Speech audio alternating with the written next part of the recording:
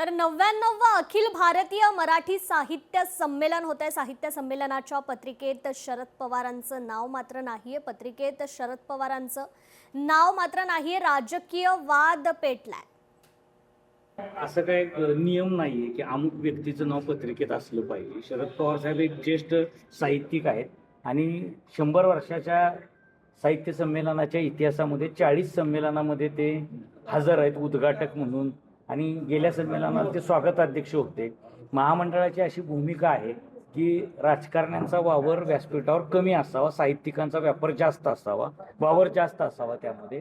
आणि त्या भूमिकेतनं आता जिल्ह्यातच आपल्या 4 मंत्री, तर 4 मंत्र्यांना तर आपल्याला डावलता येत नाही, कारण आपल्या जिल्ह्यातल्या मंत्र्यांना दुसऱ्या जिल्ह्यात तर बोलवणार नाहीत, त्यामुळे त्यांना मान देणं गरजेचं होतं।